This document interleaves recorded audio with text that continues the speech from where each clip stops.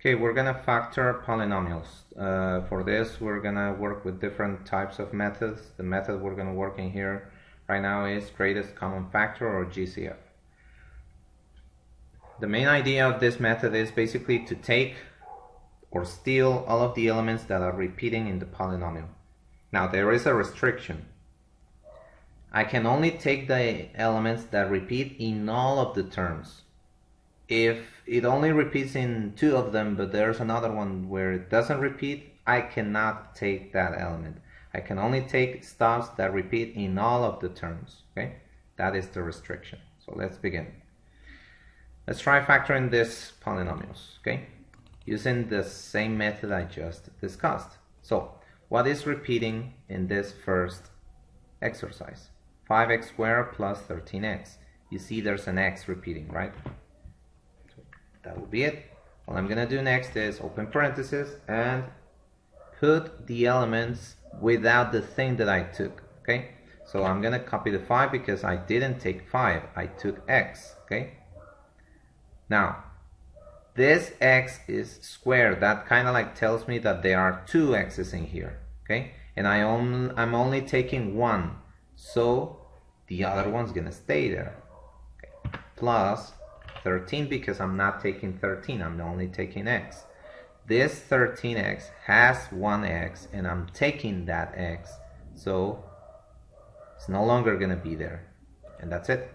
Okay, that will be the exercise. That will be the answer for the exercise. Simple as that. Let's do this one. Okay, what is repeating in this exercise? The letters are not repeating because one is x, the other one is y. But the numbers, yes. Okay? How do I know they are repeating? Okay, 4 is the same thing as 2 times 2. And 14 is the same thing as 2 times 7. So technically the number 2 is repeating, right? Yes? So I'm going to take number 2.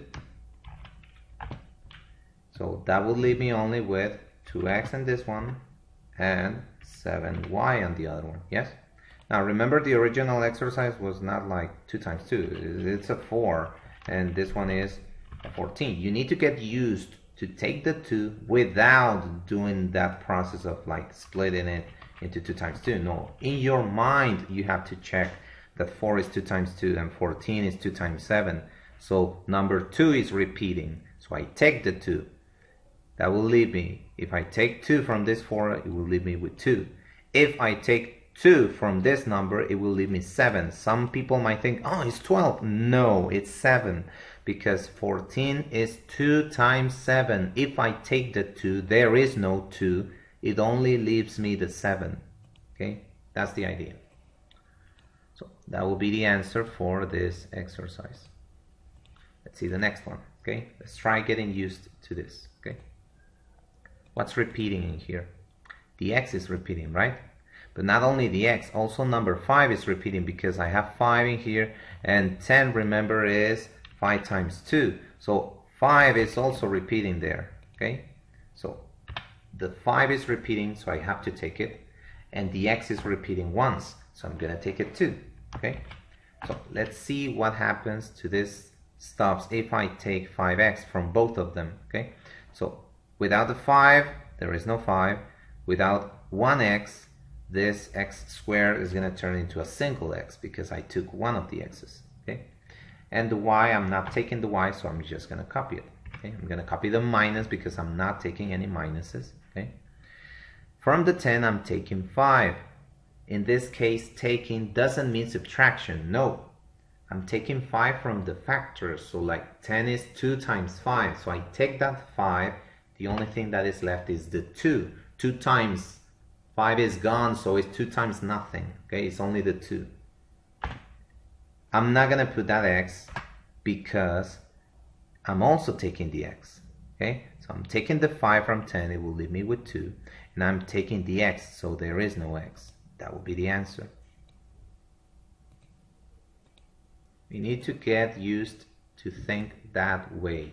Okay, so let's see this one now. What is repeating? Okay, 8 is 4 times 2 and 12 is 4 times 3. 4 times 2, 4 times 3. Yes, 4 is repeating, okay? Now, I have a squared, I have two a's in here, but in the other one I only have one a, so only one a is repeating, okay? In this one I have one b, in the other one I have b squared, I have two b's. I have one b in this one and two b's in this one, only one b is repeating, okay? And in this one I have c squared and I have c squared, so the entire c squared is repeating, okay? So now that I found all of the stops that are repeating, I'm going to take them, okay? So remember, 8 is 4 times 2. Without the 4, it will be 2 only, okay? If I take one of the a's to a squared, it will leave me only with one a. If I take the b, there is no b because I took it. If I take the c squared, there is no c squared because I took it, okay?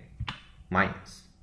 Let's go with the other one again. Let's take those things again, okay? 12 is 4 times 3.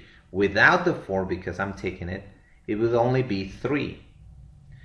Now, I have one a in here, and I took it. So there is no a in here because I took it. B squared, I have two b's in here, and I'm only taking one b, so the other one is going to stay there. And c squared, I'm taking c squared, so I'm not going to put c squared because I took it. That would be the answer of the exercise. So in this case, you can see that it's all about finding what's repeating and taking it. Okay, let's see this other one. Okay, I have 3 things in here, so I need to check on the 3 of them what is repeating.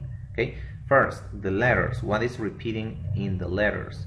Okay, I have 4 y's in here, 3 y's in here, and 2 y's in here. So all of them have 2 y's. So those 2 y's are repeating. Now let's see the numbers. Okay, 22, 33, 11. Okay, this one is 11 times 2, 22. 11 times 3, 33. And 11 times 1, 11. So they're all repeating number 11, right?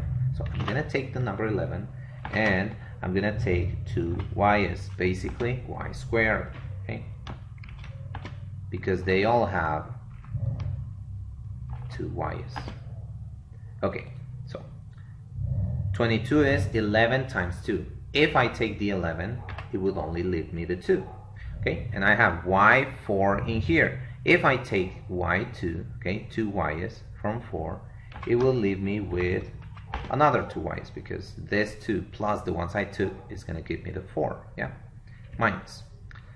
Let's see the other one. 11 times 3 is 33. Without the 11, it will only be 3.